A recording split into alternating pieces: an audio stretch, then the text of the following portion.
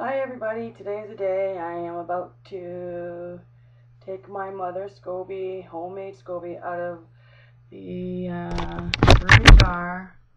I'm going to have my first batch of Kombucha tea ready to drink, and I'm just going to take it from here and transfer it.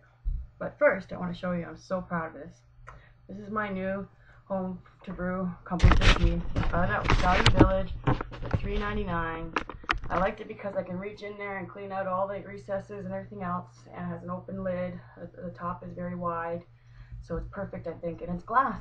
It's perfect for brewing. Now, yesterday, I boiled some water, I cooled it off, I boiled it again, and I brewed some tea. I let it cool to room temperature, and I poured it in here. So my first step is to remove the mother and the new baby forming in this one, and then transfer the SCOBY into the new brew. So we're going to do that now. And my husband's watching me and laughing away, so this is one of my first time I've let him stand here while I'm doing it. Normally I'm alone. Okay, so here's the one that's been brewing all this time. I'm going to take off the lid and show you what's been going on in there. There's a baby formed at the top, if you can see that, and down below is the mother. And I'm going to take both of these out with my hands. I've washed my hands very well. I'm not using any antibacterial because apparently they like bacteria. So here goes. I'm going to put it into a bowl so that I can transfer it later. So this is the baby. The baby's very thin, beautiful little baby. Put that in there. Okay, now I put my hand in there and grab the big Mother SCOBY. Look at that. That one's beautiful. And I also want to transfer a little tiny bit of the reserve brewing stuff in there just to help with the new batch. Okay, now I'm going to put my new tea into my flavoring container and go from there. Now, normally people strain if they feel like it. I'm going to strain this because there's quite a lot of material going on in this brew, and I'd rather not have chewy things while I'm drinking. So I'm going to just put it through. I have a funnel, and then I have just a little strainer, and I'm going to put it through the strainer first and into my new flavor tea jar. So this isn't going to take everything out, it's just going to take the big pieces out. I'm going to just transfer the big pieces into my new brew, because all it is culture that can help start anything to help the new one go.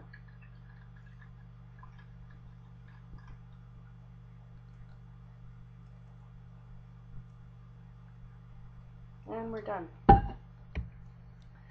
Okay, I decided, because my husband, but my husband doesn't normally like the ginger tea, but I did like it myself after the first couple of tries, so I'm going to flavor this tea with ginger. Now, I'm no longer going to use the plastic. Everything is going to be glass. There is some stuff still left in there. I'm going to put that in the new brew. It's just stuff that can start it. So I'm just going to wave that in there and let it settle.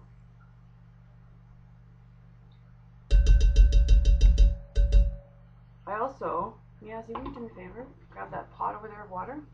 I'm also going to add water into, this is water that's boiled and cooled and boiled again and cooled.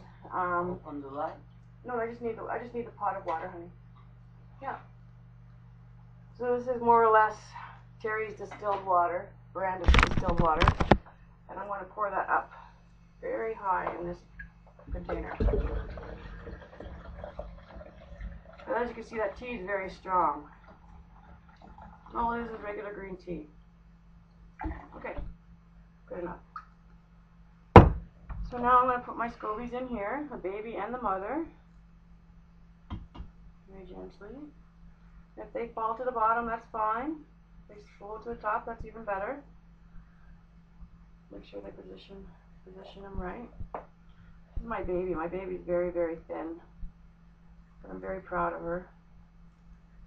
Put that on the top, and she'll grow even bigger. Put the lid back on. And now in a week to 10 days, this brew will be just as good as this first brew. And you usually just set this aside in a dark place where it's not going to be disturbed, which is impossible here in my apartment. So I put it on the shelf where it fits. I use the light for heat, as I said before, because it's so drafty here in the basement. Now this new container is not going to fit on the second shelf. I'm going to have to make space for it.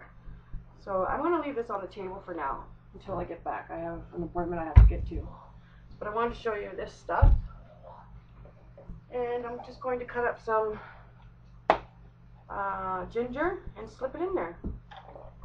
And actually, I think I'm going to have a bit of a taste today of my new kombucha tea. I'm so happy. Kombucha is actually an acquired taste for some people. The first couple times I tried it, I didn't like it. But as you go along, it becomes a better tasting for you. I don't know what it is. It just becomes where you just start going, it's so good.